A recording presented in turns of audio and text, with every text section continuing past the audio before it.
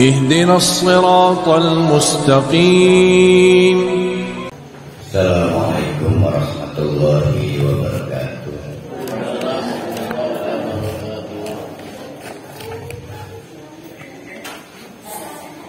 Alhamdulillahirabbil alamin.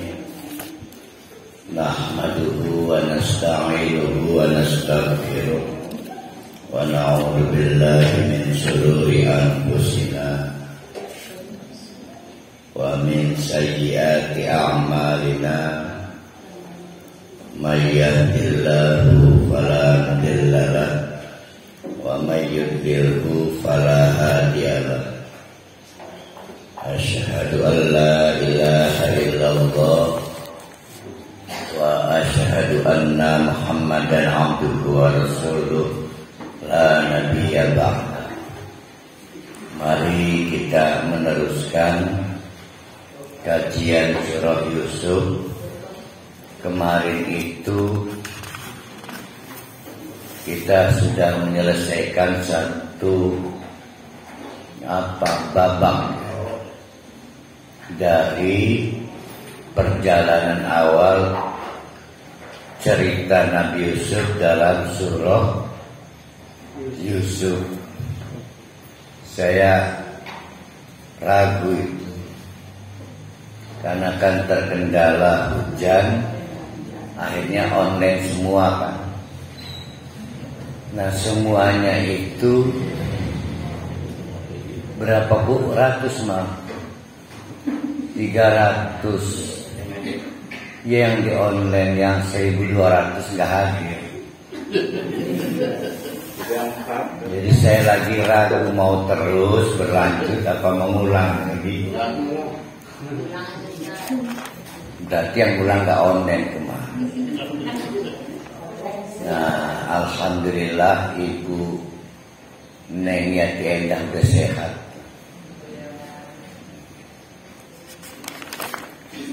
Dan kita ulang beberapa aspek aja. Jadi sebagaimana muqaddimah pada fragmen atau bagian cerita yang kemarin, bagian cerita awal, kita menemukan sifat Allah. Ayo siapa yang ingat sifat Allah yang kita ketemukan di kemarin?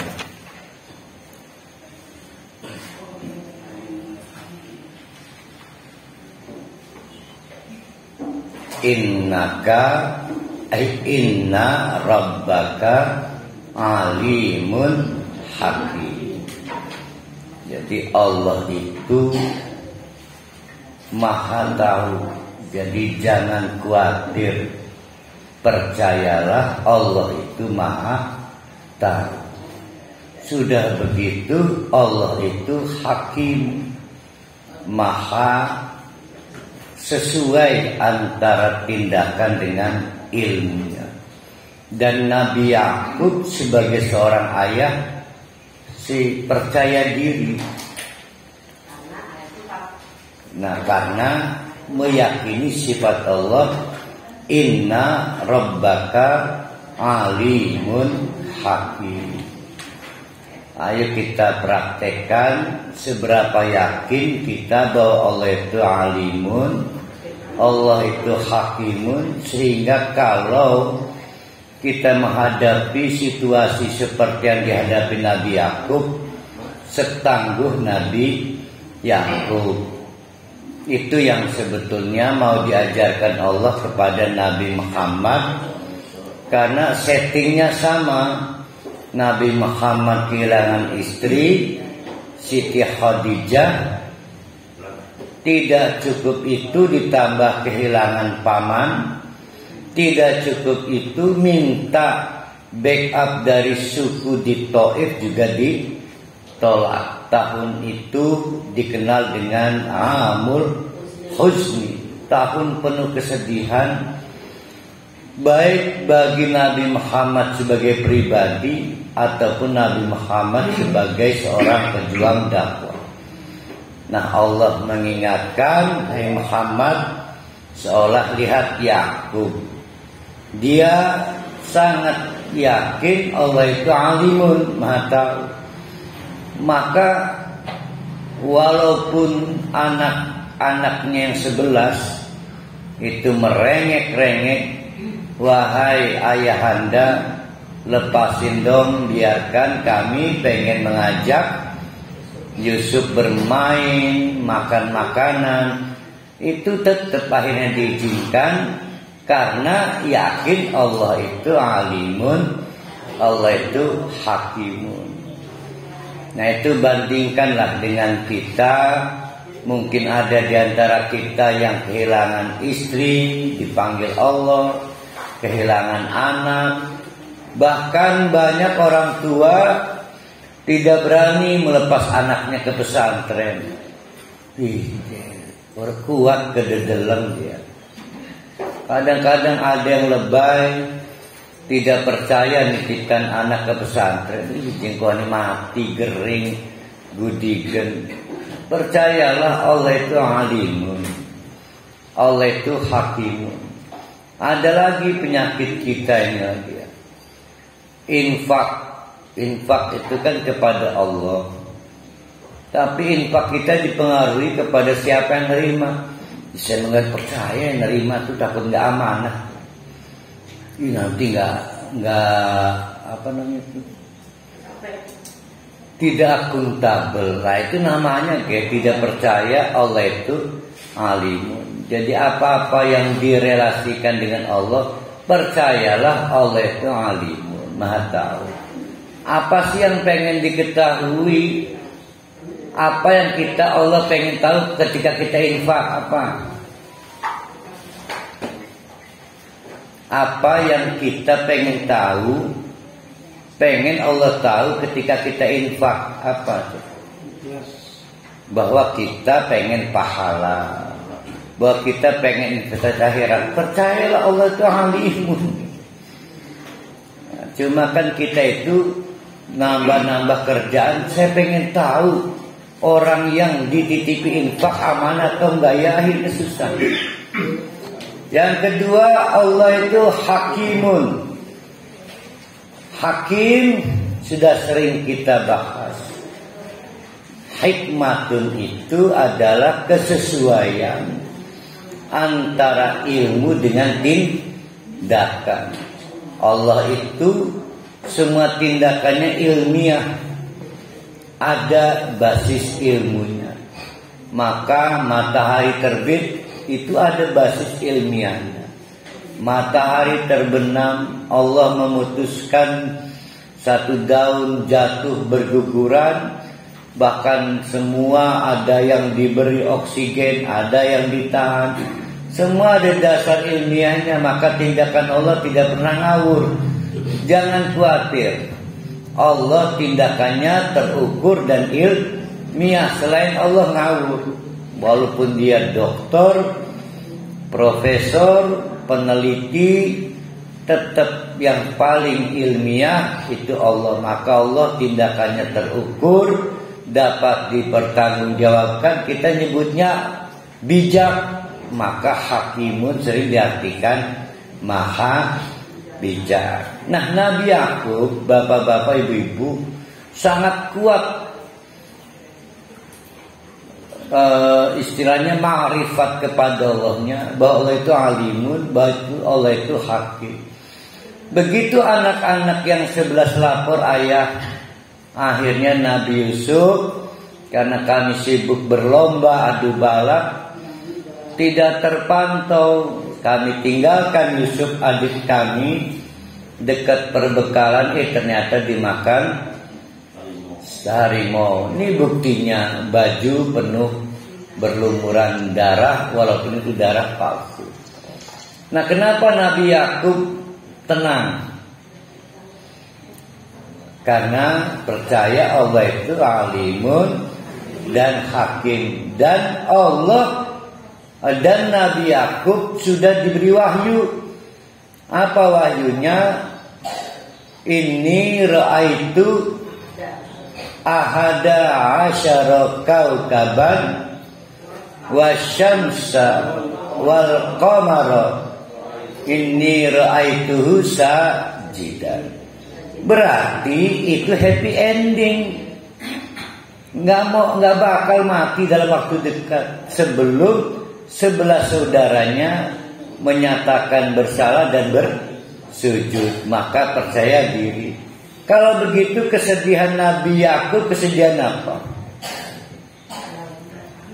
Sedih melihat 11 anaknya begajulan. Seperti sedihnya Nabi Muhammad ternyata pamannya sampai meninggal tidak terselamatkan secara tauhid.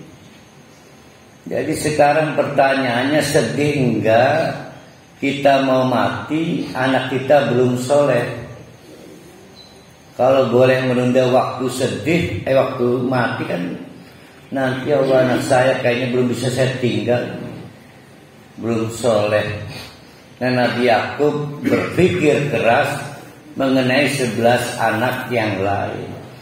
Nah, dari kisah paragraf pertama atau bagian pertama, saya termasuk berkeyakinan bahwa dari 12 anak Nabi Yakub hanya satu yang jadi nabi, yaitu Nabi Yusuf. Yang lainnya tidak. Dari mana patokannya? Karena terlarang Nabi itu, seseorang jadi Nabi melakukan dosa besar. Terlarang. Nah, kita lihat ukuran-ukurannya ya. Ini pernah jadi pertanyaan bagian awal-awal. Maaf. Turun di bustak, maaf. Kemarin di ID WA Group sempat penting, ada rame tapi bagus pada bisa menahan diri, yaitu pernyataan penggandaan dosa atau dosa pelipat gandaan dosa, karena dipengaruhi oleh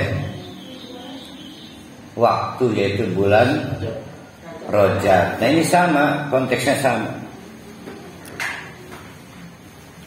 Sekarang kita lihat tesnya. Masih ingat teori mawazin? Apa yang diukur? Anak timbangan atau timbangannya? Anak timbangan. Sekarang kita akan menanyakan anak timbangan ya. Ada orang melakukan zina.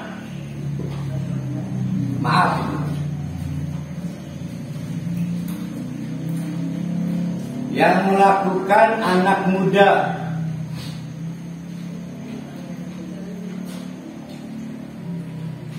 Mau kita kasih mawazin berapa? Misalnya mawazinnya 1. Misal ini ya. Dilakukan oleh orang tua,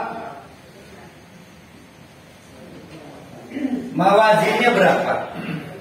Dari doa amal salah ya, amal salah yang sama. Kita kasih 2. Kita lihat anak Nabi berapa mawazinnya kalau zina? 3. Kalau Nabi 4. Sekarang kita lihat anak muda di bulan Rajab.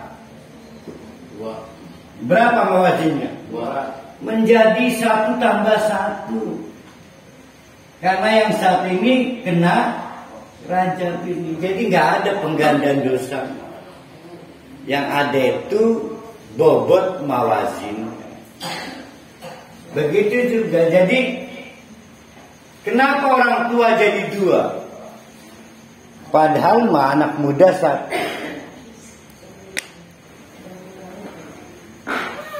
Karena memang berat mengendalikan hormon itu berat. Lagi menggebu-gebu, tetap dosa besar. Sudah tua hormonnya gak menggebu-gebu, masih zina juga, itu terlalu. maka dikasih mawazinnya 2. Jadi bukan wajar ya, salah ya, disebut dosa besar karena memang berat mengendalikan hormon. Kebayang tidak nanti cerita yang akan kita bahas pagi ini, Yusuf lagi hormonnya besar-besaran, lagi kuat-kuatnya itu, ganteng, di suatu kamar yang dicepret kan, dicepret apa? Di lock, dan perempuannya, aduh, gak sembarang perempuan, Butatu mah kalah. Butatu kalah. Bu Airin lewat. Itu andai kata bukan Nabi, dosa besar. Tapi usia Pak Wawan ini udah hormonnya susah. Masih zina juga. Terlalu betul. Maka anak timbangannya jadi 2. Tapi anak Nabi zina terlalu betul. Anak timbangannya 3. Jadi ada enggak melipat gandakan dosa? Tidak. Seperti halnya kita melakukan dosa di bulan Rajab. Nah, saya rungsinya setengah mati lihat anak saya pulang malam. Khawatir orang di anak Ustaz Jengkono. Seperti itulah bobot mawazin itu. Jadi Nabi Yakub kebayang rungsinya melihat 11 anaknya itu yang membuat sedih dan panjang waktu kesedihannya. Nah, itu disebut teori mawazin. Namun Nabi Yakub adalah seorang ayah yang tenang. Kenapa tenang? Karena meyakini ma'rifat kepada Allah, bahwa Allah itu alimun, Allah itu hakimun. Nah, itu untuk murajaah kemarin yang tidak sempat offline, mau online, kuotanya hilang. Beli kuota HP-nya hilang. Jadi online. Nah, kita lanjutkan sampai ayat 20 ya. Ayat 19. Hah? 20 ya. Setelah ini udah jadi Nabi Yusuf ini, karena datang malaikat Jibril menyampaikan wahyu ya, di sumur itu kan. Jadi kita sebut Nabi Yusuf. Setelah Nabi Yusuf berada di dalam dasar sumur, yang diperkirakan salah satu saudara dari 11 nanti juga akan ada kafilah pedagang lewat, terjadi. Maka diceritakan oleh Allah, akhirnya diketemukan oleh sekelompok pedagang yang mengarah ke kota di Mesir.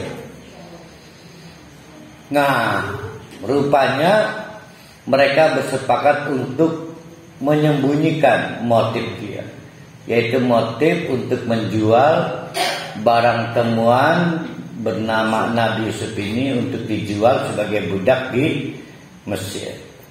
Sampai di Mesir, wasyarauhu, maka mereka menjual Nabi Yusuf bisa manin dengan harga bahsin. Bahsin itu bukan kolil. Kalau kolil murah, bahsin rendah. Kenapa? Karena mereka bukan pedagang budak, mereka pedagang ya perkakas segala. Jadi bukan agensi perbudakan, bukan. Tidak tahu harga mereka. Wis sing tuku wis berang. Yang kedua, tidak ada sertifikatnya Nabi Yusuf sebagai budak, karena dia anak merdeka. Jangan lupa budak itu sendiri ada sertifikatnya. Kayak tanah dari riwayat tanah, budak juga dari riwayat budaknya. Ada 2 pendekatan budak itu.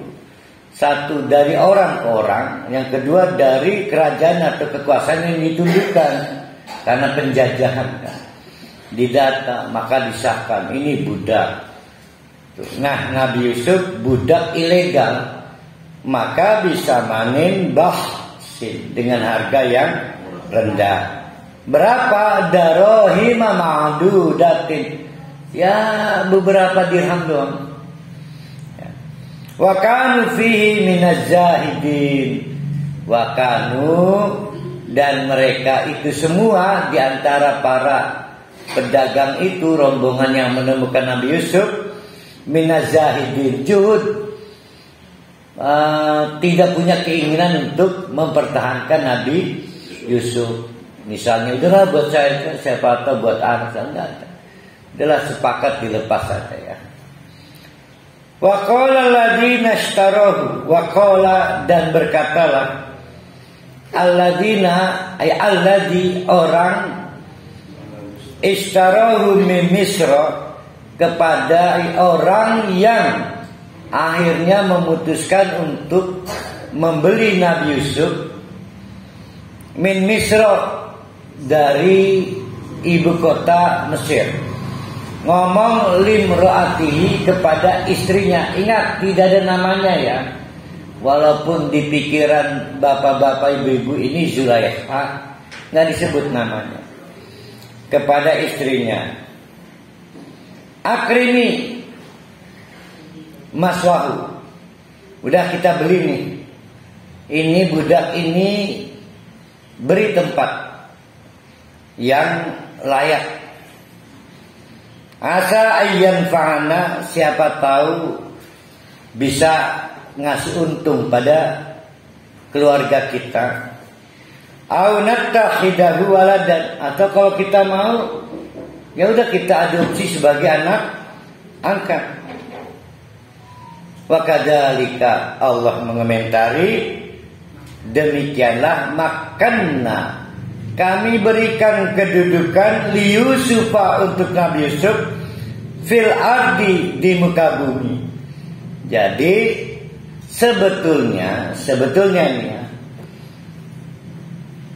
walaupun di tengah-tengah rencana jahat 11 saudaranya, Allah itu mengamankan Nabi Yusuf dengan cara memilihkan calon pembeli dalam perdagangan budak itu.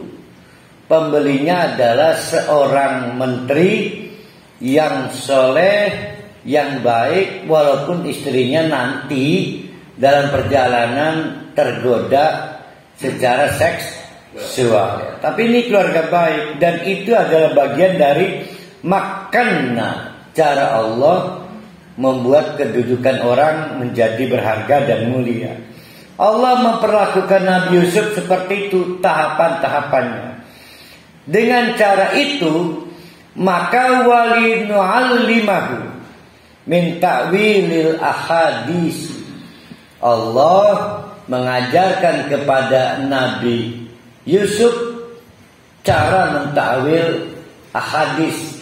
Kemarin sudah kita bahas, bisa artinya ayat-ayat Allah, bisa artinya mimpi-mimpi dari Allah. Sekarang mari kita bandingkan. Kalau Nabi Yusuf itu majikannya bukan dari kalangan pejabat, pasti nggak terurus, nggak dapat kursus, nggak diajari calistung, nggak dimadrasahkan. Tapi oleh Allah dipilihkan. Majikannya adalah dari keluarga besar, kabinet atau kementerian. Pastilah sebagai budak atau sebagai pembantu atau sebagai anak angkat, fasilitasnya ada calistung, madrasah. Dan ini jalan yang bagus untuk Nabi Yusuf, agar proyek Allah untuk mendidik Nabi Yusuf memiliki kemampuan ta'wil ahadis itu bisa terwujud. Nah, terasa tidak oleh bapak-bapak, ibu-ibu, tidak ada yang serba tidak terduga. Nah, semua sudah digiring oleh Allah. Nah, Nabi Yusuf, saya kurang tahu ya, karena frame saya berbeda ya. Ada yang menganggap sedih jadi Nabi Yusuf. Sedih sing endi. Yang sedih itu orang tuanya kali memikirkan 11 anaknya begajulan sehingga penuh tangis.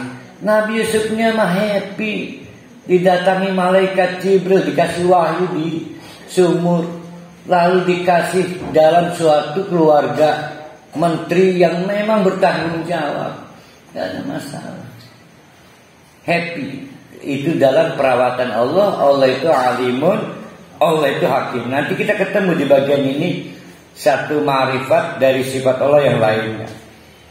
Oh, malah di sini ketemunya. Nah, itu membuktikan wallahu ghalibun ala amrihi. Nah, ini ketemu dah. Itu membuktikan wallahu. Nah, ini sifat Allah kedua nih ya. Ghalibun ala amrihi. Perhatikan dulu amrihinya nih. Apa itu yang surat Yasin saya lupa terus itu. Wa amruhu ya. Inna amruhu. Nah, bagus, bisa Yasinan dulu gitu. Gimana kalimatnya Yasinnya itu? Innama amruhu idza arada syai'an dan seterusnya. Nah, ini kan pangkalnya di sini nih. Innama ini kan adatul hasr. Jadi kalau kita ngomongin nama berarti artinya dibatasi. Kalau kita lengkapi berarti amar Allah dibatasi oleh, kan gitu kan? Nah, sekarang pertanyaannya amar itu apa? Nah, ada yang perintah, ada yang perkara, apalagi pemain bola Barcelona itu ada amar ya? PSG atau ada amar. Ada amar berarti ada satunya, apa satunya? Wih. Berarti udah lupa ya. Dah, saya ingetin. Ada amar, ada khol, ada khol di. Nih, saya mau gampang cara memahamkannya. Matahari tercipta amar apa kholki? Sudah, amar kholki ya. Bisa menikmati matahari amar apa kholki? Amar. Nih saya dan Pak Jamal sama-sama menghadap matahari. Belum tentu saya bisa menikmati matahari, atau Jamal malah yang bisa menikmati matahari. Itu tergantung amarnya Allah. Nah, amar Allah itu, nah ini namanya alam. Alam Allah itu dibagi menjadi dua. Ada alam kholqi, ada alam amar. Nah, alam amar itu sampai kiamat tidak semuanya selesai. Seperti ada yang tiba-tiba tidak dapat menggerakkan tangan. Itu amar apa kholqi? Amar. Nah, anak-anak Nabi Yakub yang 11 merancang Nabi Yusuf habis riwayatnya. Itu amar siapa? 11 anak itu. Tapi ternyata lupa dia, amar Allah belum selesai. Wallahu, adapun Allah itu ghalibun, maha mendominasi ala amrihi, pada amar-amarnya. Makanya digertak oleh siapa mesti. Jangan takut, karena itu kan amar dia, bukan amar Allah. Sering kita ukurannya menghilangkan amar Allah. Diancam PHK gelap mata, diancam dengan ini gelap mata. Kadang kita nggak melihat wallahu ghalibun ala amri. Akhirnya amar Allah yang menang. Sebagaimana rencana itu mestinya sad ending menjadi happy ending. Melalui sumur itu malah Nabi Yusuf berpindah dari lingkungan yang maaf tanda petik berbahaya. Berbahaya loh hidup dengan saudara yang hasad itu. 11 saudara hasad. Berpindah ke keluarga yang secara fasilitas sangat mendukung untuk pertumbuhan Nabi Yusuf sebagai seorang pemimpin, seorang nabi. Nggak kebayang kalau masih ada di kampungnya itu, nggak bisa membaca, nggak bisa menulis. Ada lagunya itu Bu Wajah Neneng. Tak bisa baca tulis, mengerti banyak hal. Kan ada lagunya. Apa lagi nih ya? Terima kasih guruku. Selamat pagi. Ya benar.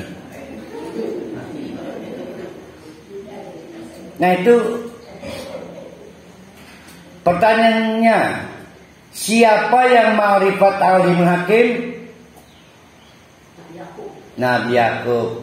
Berarti ma'rifat ghalibun wallahu ghalibun ala amrihi, ma'rifatnya siapa? Nabi Yusuf. Jadi Nabi Yusuf itu telah disimpulkan Allah, dia ngerti kok, diikutin aja. Nah itulah yang membuat saya sudutnya jadi berbeda. Yang sedih ini siapa? Nabi Yakub atau Nabi Yusuf? Nabi Yakub. Nabi Yusuf mah happy aja, dia tahu menangan kok. Tenang aja lah, Allah maha mendominasi. Walakinna aksarun nas la ya'lamun. Terlalu sedikit yang tahu Allah itu menangan. Yang lebih banyak tahu Allah nggak menangan. Kenapa? Karena membayangkan Allah kan gaib. Sementara jawara ngegertak kan depan mata. Istri ngegertak aja depan mata kok. Ini diperkirakan Yusuf umur dari 8 sampai 12. Kita ambil tengahnya, 10 tahun.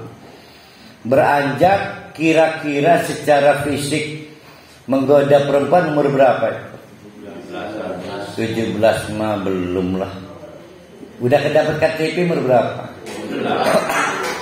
17. 18 kan? 17. Walamma balagu asyuddahu, dan pada waktu Nabi Yusuf sampai asyuddah. Asyuddah tasdid, wallahu syadidun, dahsyat. Berarti kalau orang udah nyampe dahsyatnya, apa yang bikin dahsyat coba? Kalau lelaki sudah puber, sudah bisa menggoda, membuat perempuan tergoda, itu asyuddah. Sudah bisa diberi tanggung jawab pekerjaan, sudah bisa diminta membantu memindahkan barang yang berat, itu asyuddah. Syadidun, tasdid, asyuddah. Maka atainahu, Allah kirimkan untuk Nabi Yusuf hukman wa ilm, yaitu hikmah dan juga keilmuan. Berarti ilmu laduni, karena tanpa kasar. Maka dalika najzil muhsinin, itu adalah balasan yang setimpal kepada Nabi Yusuf, telah membuktikan semenjak diadopsi sebagai anak sampai asyuddah sekitar 17-18 tahun, terbukti memang bikin senang majikan. Muhsinin, tahu diri. Mungkin disuruh beli ke warung Madura nurut, disuruh ngebeli genteng nurut, bagus lah. Menyenangkan, amanah, jujur. Nah, maka dapat hadiah. Nah, di sisi lain karena asyuddahu, berarti badannya mulai jangan lupa saya mau cerita dulu pada waktu Nabi Muhammad Mi'raj. Saya lupa di langit keberapa itu ya, langit pertama atau langit kedua.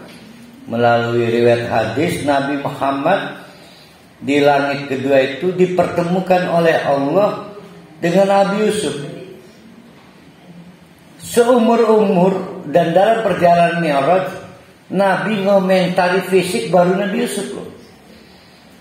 Kata Nabi Muhammad, gila itu, setengah ketampanan diambil Nabi Yusuf. Banyak tafsir syarahnya ini ya. Setengah yang lain milik siapa? Ada yang menteorikan setengahnya diambil Adam dan Yusuf. Banyak kan teorinya. Yang jelas setengah sisa dari Yusuf diambil Nabi Muhammad, sisa-sisanya saya lah. Jamaah segala. Nabi Muhammad jarang-jarang komentari maaf ganteng, gak ganteng. Begitu ketemu Nabi Yusuf yang dikomentari bukan soleh, taat, tawadhu. Wow, setengah kegantengan. Bayangkan Nabi Muhammad. Nah, yang mau kita bicarakan adalah Nabi Yusuf pada saat on fire, umur 18 ya. On fire. Rupanya si istrinya menteri ini, walaupun disebut Zuleha, saya nggak nyebut ya, itu satu dikondisikan oleh apa, sering bertemunya, ya sering bertemunya. Maka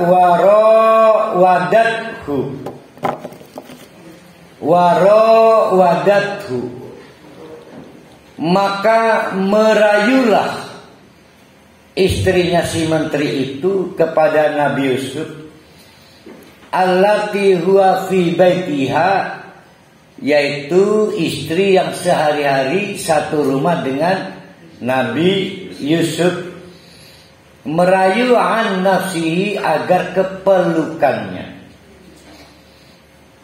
Berarti yang agresif siapa ini? Istrinya agresif.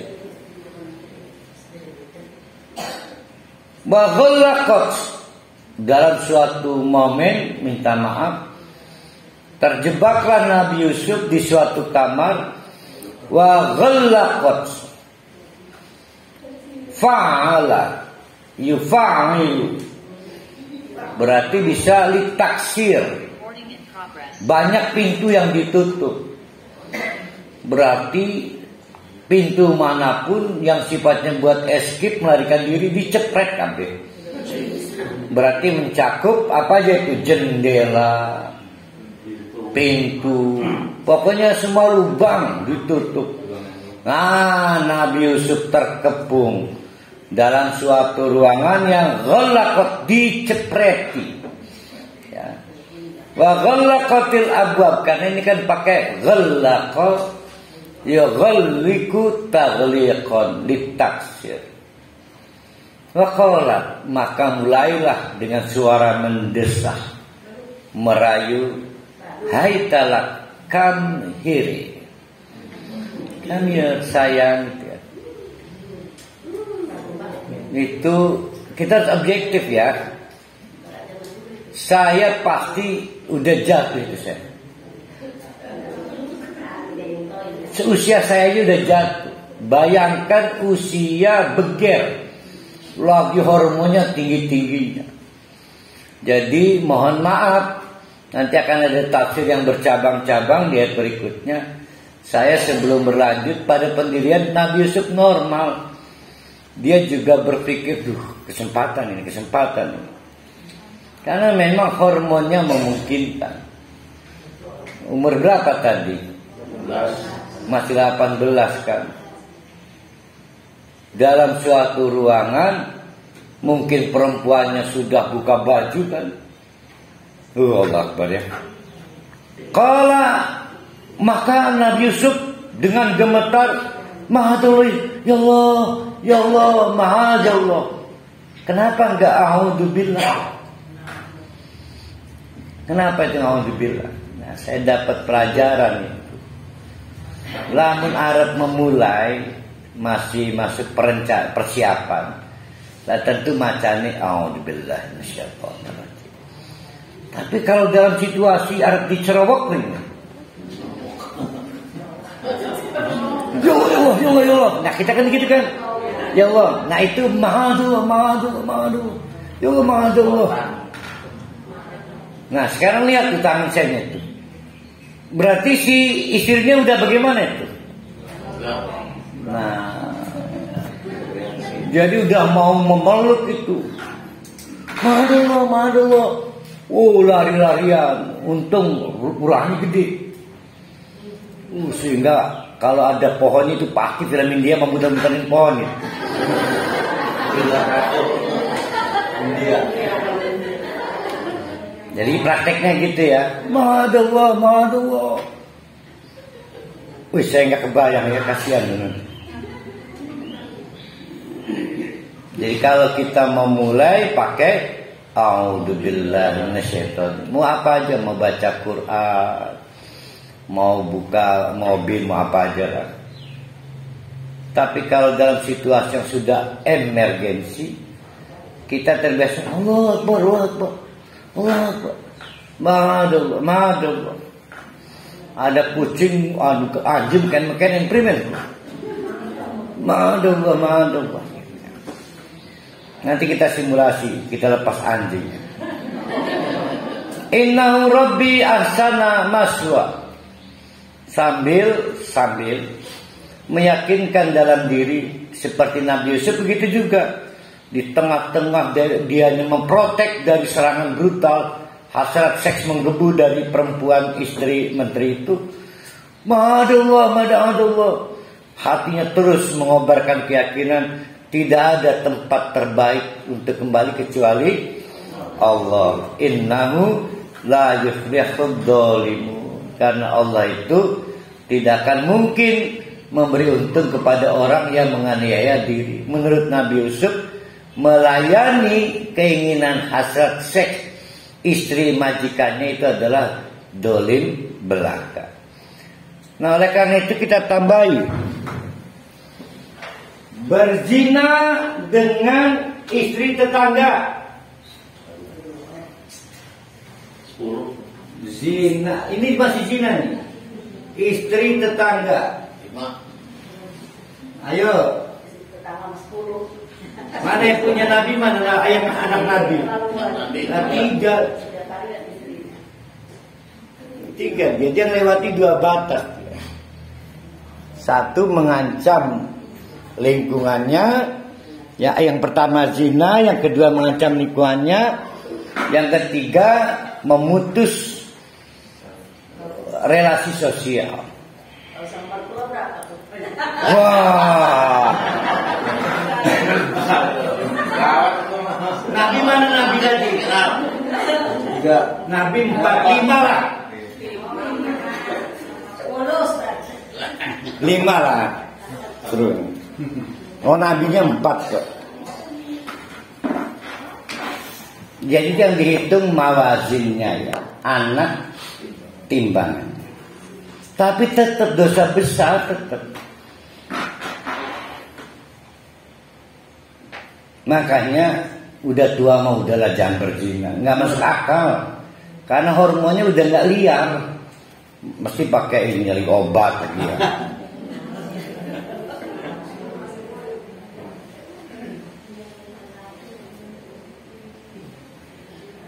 Nah, kita masuk ke ayat 24. Ini situasi yang tadi ma'adzallah ya. Walaqad hammat. Walaqad sungguh hammat bihi. Sudah merajalela nafsunya. Apa itu? Apa namanya? Sakau ya. Udah nggak bisa dikendalikan aja. Apa ya? Saya belum pernah dapat perempuan lagi begini, belum pernah.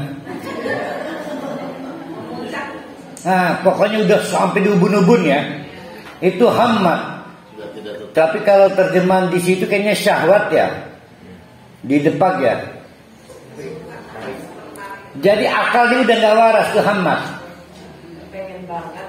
Iya, tapi udah gak waras akalnya. Sampai lupa ada anak misalnya, gak diperdulikan. Walaqad hammat bihi, dan ketika si perempuan itu sudah hilang kendali. Tapi aneh loh, wahamma biha. Dan Nabi Yusufnya juga terpancing. Nah itu yang saya bilang, Nabi Yusuf itu normal, umurnya lagi on fire, ganteng lagi.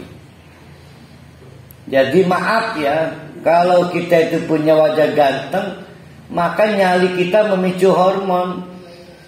Jadi tapi kalau sudah nggak ganteng, hormonnya gede, keterlaluan.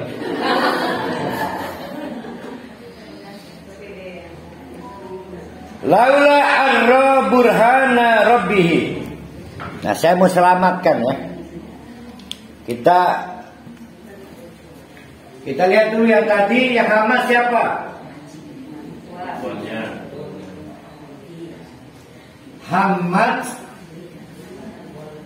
Hamad biha, ini berarti siapa?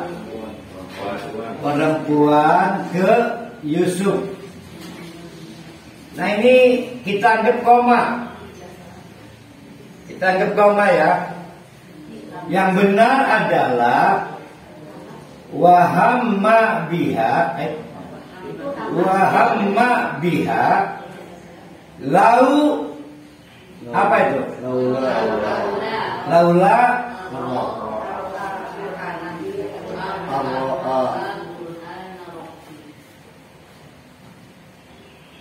nah ini yang benar, baru begitu.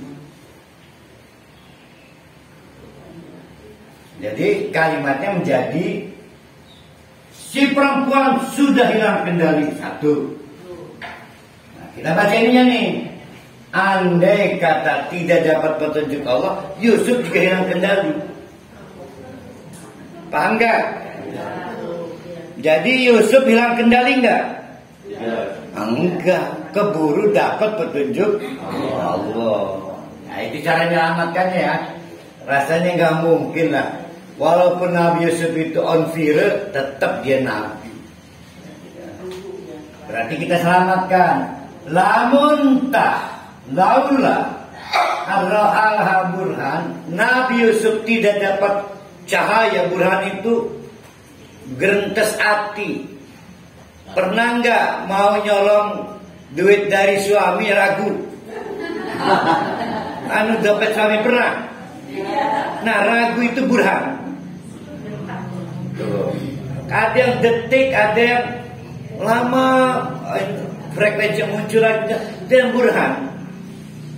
Nah hebatnya Nabi Yusuf cerdas, langsung disikat. Ibu-ibu kan intip lagi masih turun.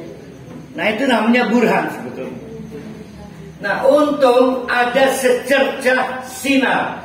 Maka andai kata itu enggak ada, hamma sama saja. Tapi kesimpulannya Nabi Yusuf tidak sakau. Ya ini kita selamatkan. Namun jangan kaget, ada juga tafsir pada bahaya Nabi Yusuf bilang.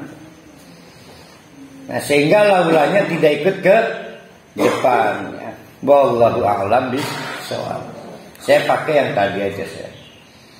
Bahwa Nabi Yusuf keburu ketolong dapat burhan. Semua dapat burhan, percaya aja. Siapa yang pernah menyesali melakukan dosa, misalnya marah pada suami, misalnya ngebentak suami, itu kan dirancang dari sebelum suami pulang ke kantor tuh. Asar udah dirancang, tapi ada ragu. Nah ragu itu namanya burhan. Diabaikan, suami datang, udah pidato kan, malamnya nyesel kan.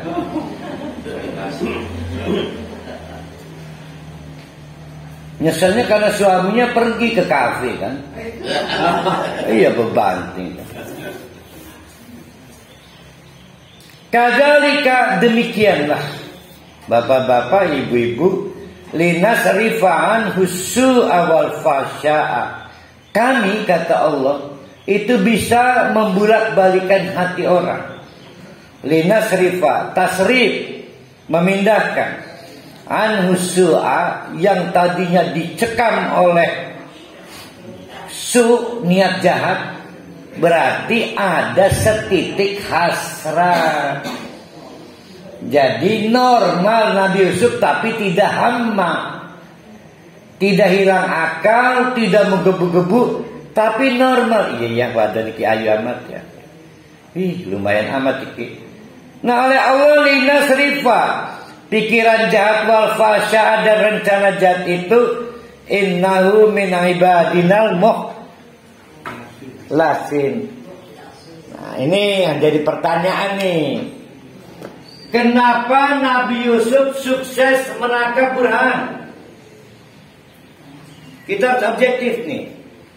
Saya ma'adallah, maaf, si perempuan itu udah bulat.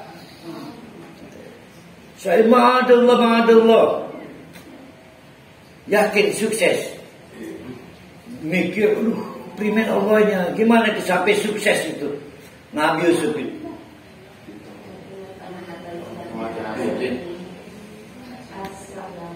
Saya mah yakin saya gagal, yakin saya mah.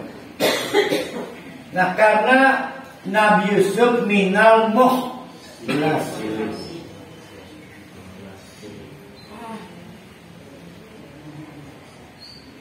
Kata dasarnya sama, ikhlas.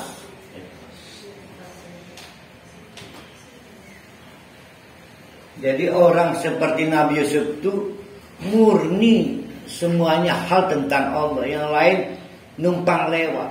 Perempuan numpang lewat, kesenangan dunia numpang lewat. Kita mah numpang lewat setel lama kita. Sehingga mikir Allahnya itu sisa.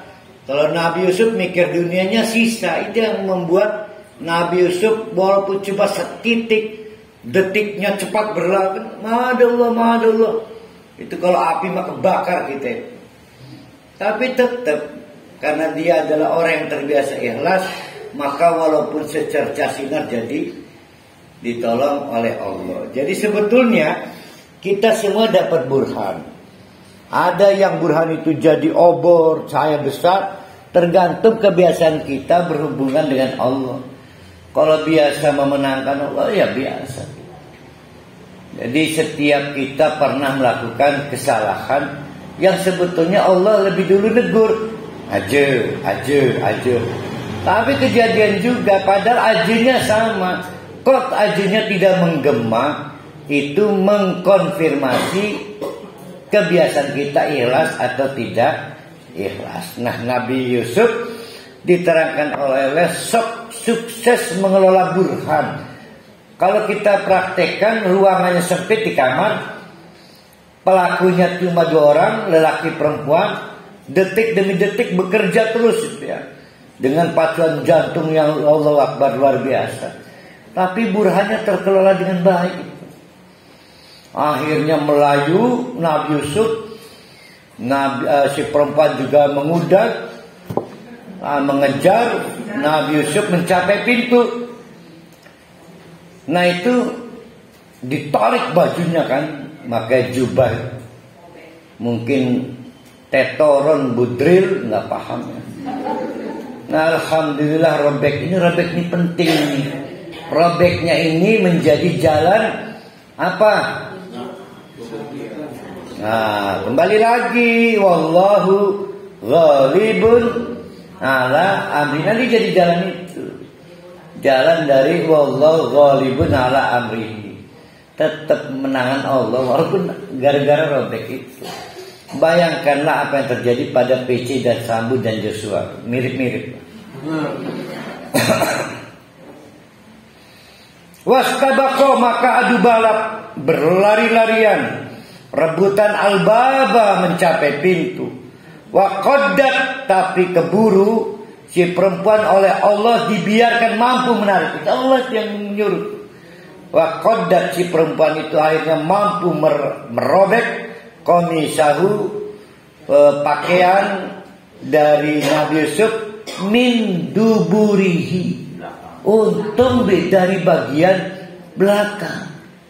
Berarti diudag apa di depannya? Diudag. Kata terbantahkan itu bukti wallahu ghalibun ala amrihi. Nanti ketemunya itu. Wa alfaya sayyidaha ladal bab. Allahu akbar. Untung lakinya, suaminya yang juga majikan Nabi Yusuf pas ngebuka pintu. Wa alfaya, berpapasanlah kedua orang itu, sayyidah dengan majikannya pas ke lebah lawang. Berarti yang didapati apa? Ayo, dua-duanya ngos-ngosan, lantas berlarian. Nabi Yusuf berpakaian bagian belakangnya robek, si istrinya sudah tidak berpakaian. Langsung istrinya nyemprot. Untung deh papa. Aduh, kalau gak ada papa kayak apa saya udah ditelanjangin bulan begini. Ya. Waduh, untung aja papa. Bisaan lah. Nah ini kalau kita lihat ini. Qalat, maka buru-buru istrinya itu mengacaukan situasi. Ma jaza'u man arada bi ahlika su'an. Coba suamiku, lihat, saya sudah ditelanjangi oleh anak yang kita ambil lalu kita besarkan ini. Kurang ajar enggak? Apa yang pantas untuk anak seperti ini? Kalau tidak kita penjara. Sambil menangis kan.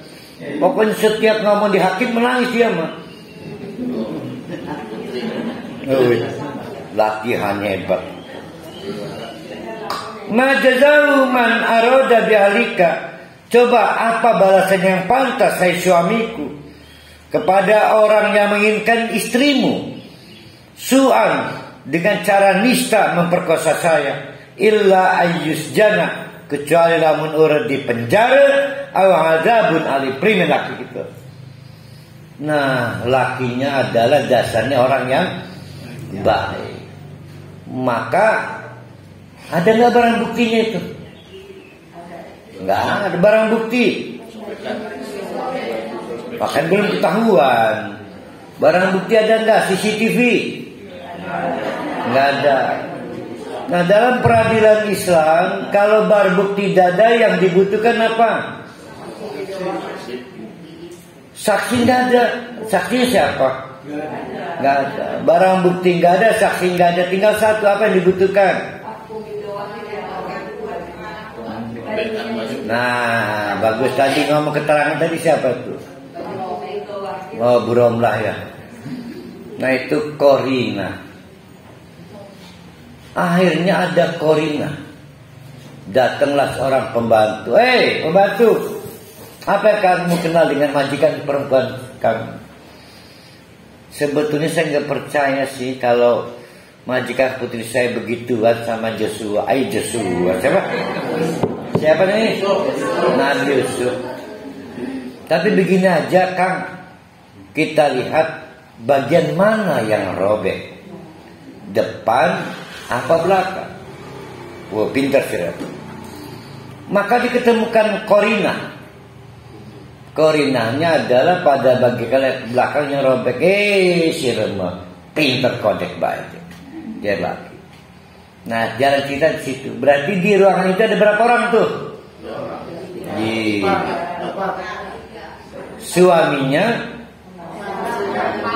istrinya, Nabi Yusuf dan pembantu rumah tangga. 4 ya, pegang 4 orang. Istrinya memprovokasi suaminya. Kalau kamu masih percaya ke saya, tolong penjara Yusuf atau dihukum raja. Tapi terbantahkan. Qala, maka suaminya ngomong, hiya enggak. Tapi Nabi Yusuf membela diri. Enak aja saya dituduh mau memperkosa. Hiya, istrimu itu rawadatni, yang merayuku an nafsi, kepada diriku. Wa syahida syahidun, untung ada seorang pembantu rela mau menjadi saksi untuk menemukan Korina min aliyah, dari domestik di rumah tangga itu. Maka kata pembantunya memberi saran pada majikannya, Kang, ingkana komisuhu, kalau baju yang dipakai Yusuf itu kuda robek min kubulin, kubul dari mana? Dari arah depan. Fasadaqat, maka yang benar pengakuan dari istrimu. Tapi sebaliknya, wa huwa minal kadibin, Nabi Yusuf yang bohong. Wa ikana komisuhu kuda, tapi kalau pakaian yang dipakai Nabi Yusuf itu kuda robek min duburin, dari arah belakang. Qala, berkatalah, innahu min kaidi kunna, maafkan hikmah akal-akal rabini itu. Perhatikan ayat 27 dan 26. 26 premis yang dipakai siapa dulu? Istrinya dulu, untuk mendukung, membenarkan istrinya. Barulah premis di ayat berikutnya, ya maaf, kali ini mah mungkin istri kami yang salah. Nah itu karena mentalitas kaki tangan istrinya dia. Ini kan yang ngomong pembantu rumah tangganya. Dia tetap ingin menegakkan kebenaran, tapi tetap menjaga rasa sungkan pada majikan bos putrinya. Maka dikasih happy dulu. Ya lihat aja ya anu Kang, kalau bagian depan pasti istrimu benar. Saya juga tahu kok istri kamu gak mungkin memperkosa. Tapi kalau memang yang robek bagian belakang, maaf, memang istrimu yang punya akal bulus gitu. Maksudnya ya, kaida kunna, inna kaida kunna, wah keras banget itu. Keras. Kenapa keras? Ada majikan mau memperkosa ajudan. Keras banget. Adim, admun, udmatun, tulang, yang bisa memecahkan apapun, bisa jatuh kehormatannya. Adimun, bener, jadi biang gosip. Sekali lagi saya tanya, pemerannya siapa aja tadi itu? Suami, istri, Yusuf, pembantu. Kira-kira kalau berkembang viral jadi biang gosip, dari siapa ini? Nah, hati-hati ngobrol dengan pembantu. Kalau tengkar jangan ada pembantu. Akhirnya berkembang. Yusuf arid an hadza. Oh belum. Akhirnya suaminya Yusuf arid an hadza. Wastaghfiri li dzambika. Nah ini menceritakan, ini juga penting. Kata suaminya, udahlah Yusuf yang benar. Suaminya memberi nasihat kepada istrinya, apa nasihatnya?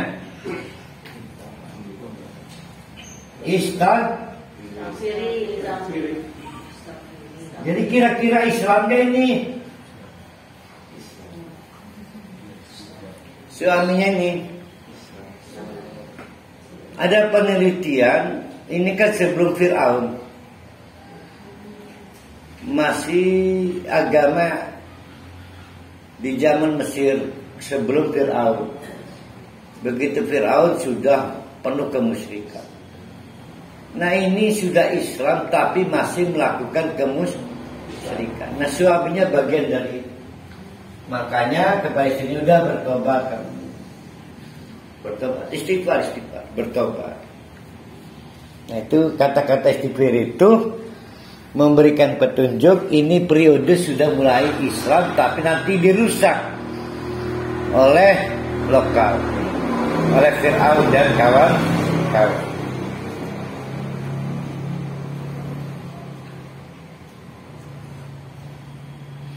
Innaki kunti minal khatin. Udahlah istriku, kamu terbukti bersalah. Waqala, nah akhirnya menyebar gosip. lewat medsos, Instagram, Twitter, Facebook, termasuk di TikTok segala, bahwa gila, heboh, istri menteri kedereng-dereng nih ajudan.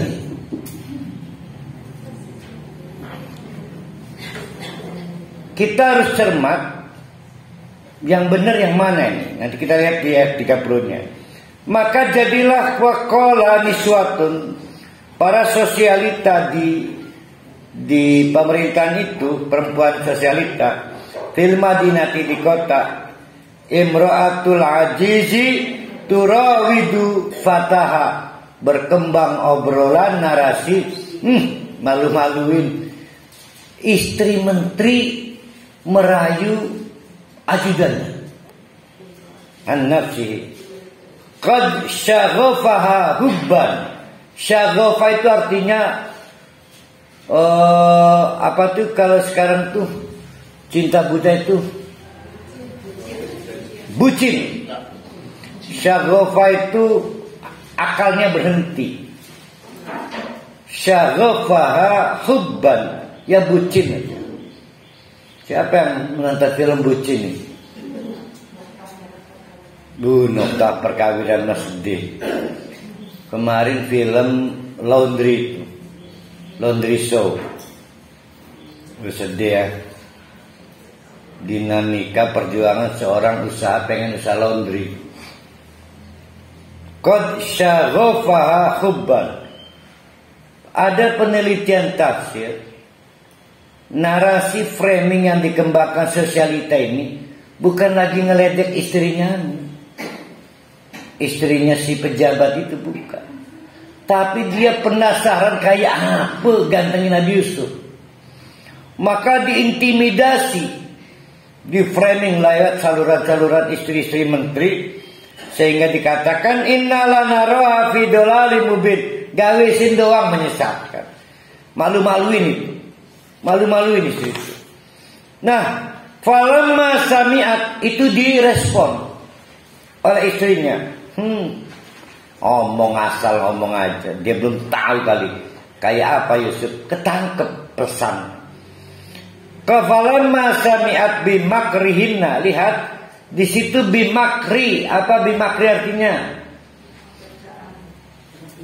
Ada bimakri, ada bihol, ada bisemenah, banyak itu.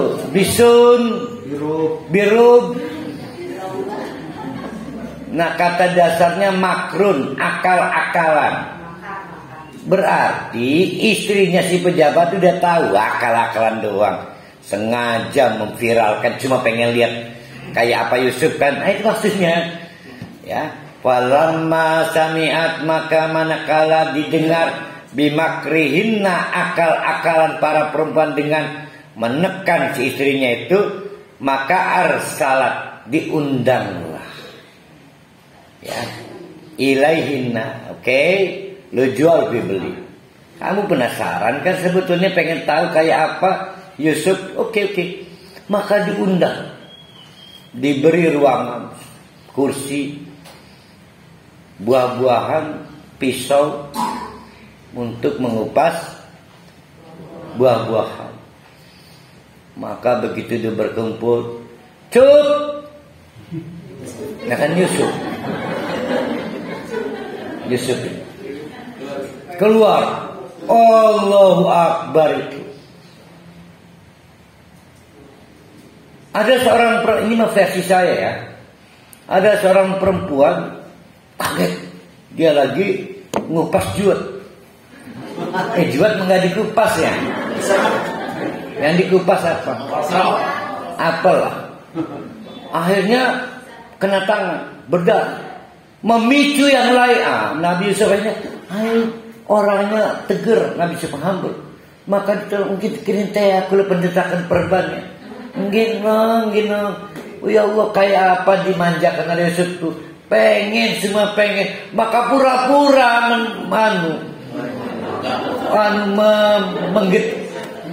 membuat berdarah tangannya, pengen dilayani. Allahu Akbar.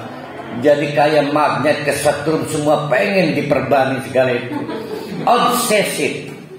Ya, obsesif. Itu dramanya seperti itu. Mana itu pisaunya itu?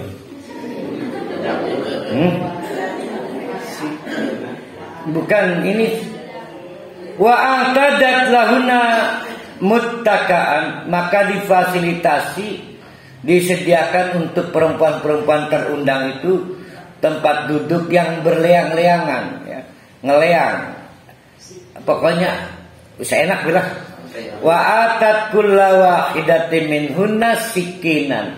Satu perempuan dikasih satu sikin, pisau buah-buahan, ya, karena ada pisau untuk dabah, untuk menyembelih.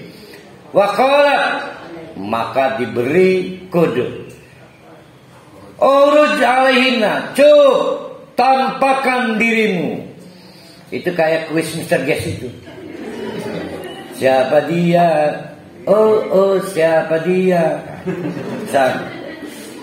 Ukhruj alaihinna. Falamma ra'ainahu. Begitu perempuan-perempuan itu melihat, maka akbarnahu. Nah, ini yang terjadi perdebatan di tafsir. Akbarnahu itu apa sih artinya? Akbarnahu, apa yang dibesarkan, apa yang dikabirkan, apa itu? Akbarnahu itu kan membesarkan. Apa yang dibesarkan? Apa wow, apa gitu? Banyak tafsirnya. Ada yang langsung buka baju perempuan-perempuan. Semua ingin menonjolkan dirinya sendiri.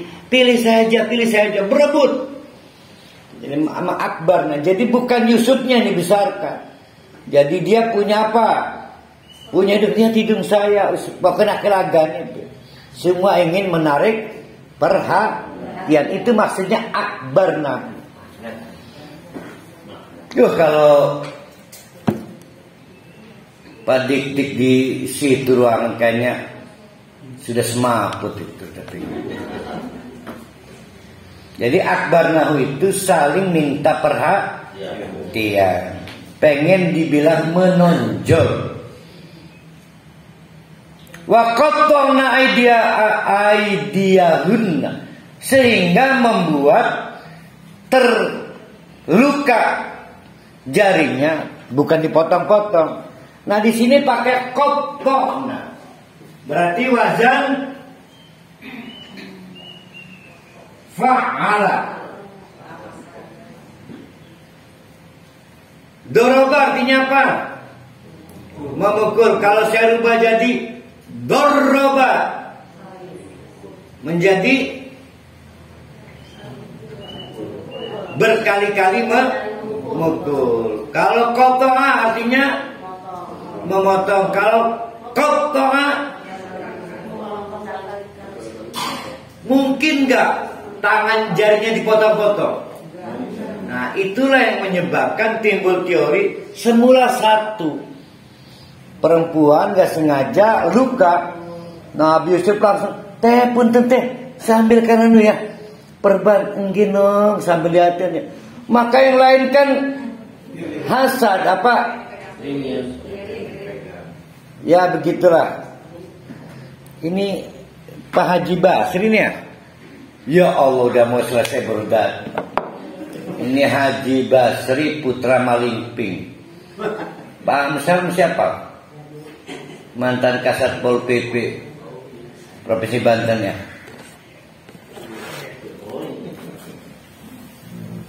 Iya benar Pak Haji Basri.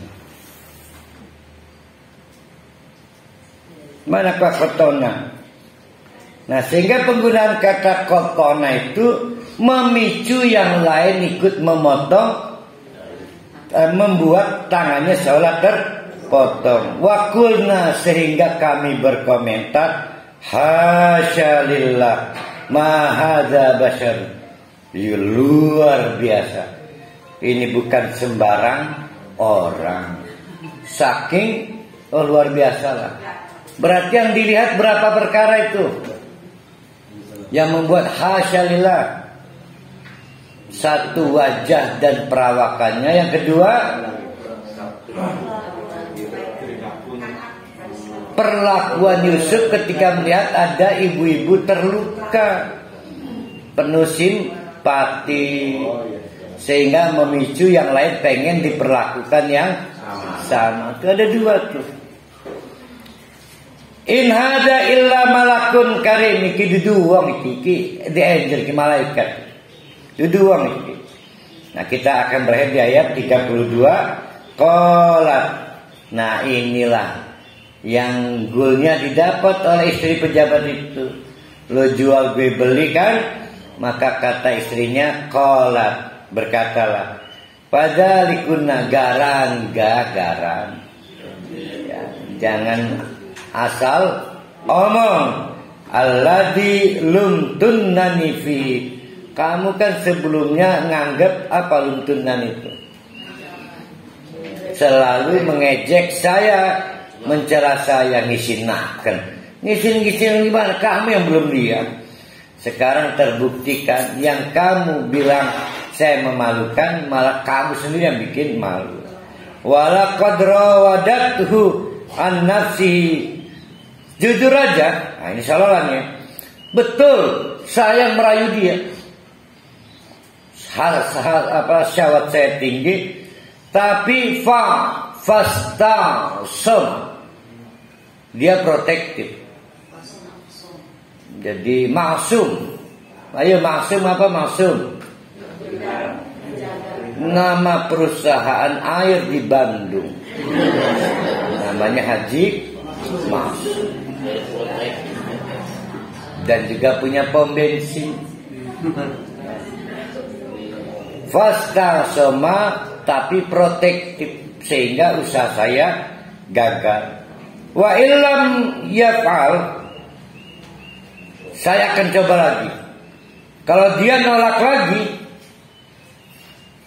ma'amuru, yang saya inginkan, layajananna, pasti akan saya bikin dia di penjara.